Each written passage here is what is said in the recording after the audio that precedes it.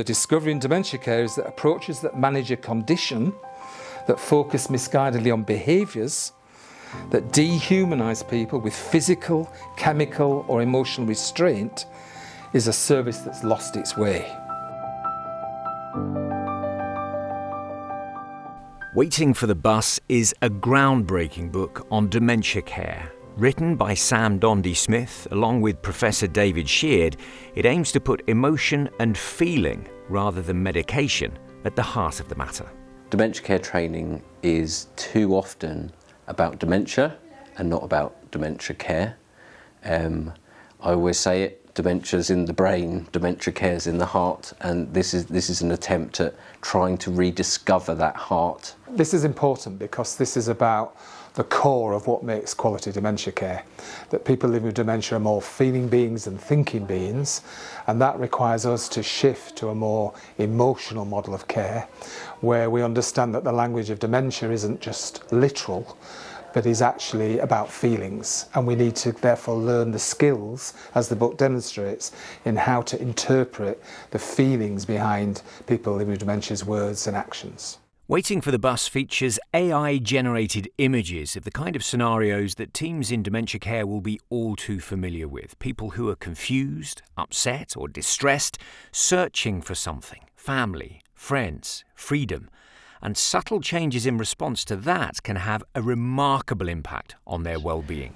I find this is a really helpful tool, this feelings wheel. The aim is to inspire change in dementia care that'll help both people living with dementia, their families and care teams. A lot of the work that I do is visiting care homes, and there is not a lot out there in terms of resources for teams, and I wanted to write something for teams that could help them better understand a person's lived experience and try and interpret some of these common scenarios that happen in care.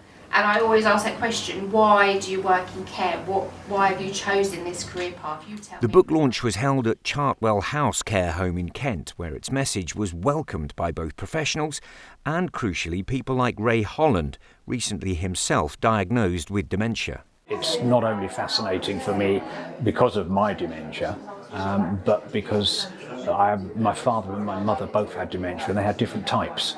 So it's fascinating to find and to hear as much information on how and what. And the approach that the gentleman had just given us is a far better one than I've heard or seen in other places. I think we're going to implement it in all our training now, definitely. It's definitely something that the team will understand. It's something that we see in everyday life at Chartwell House with all the individuals we look after.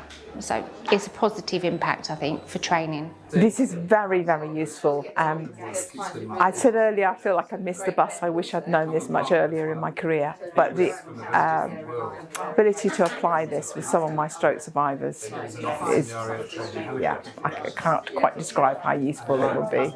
Waiting for the Bus is now available as a resource for anyone working in dementia care via the NADCAS website. Waiting for the Bus is searching for a vehicle full of feelings.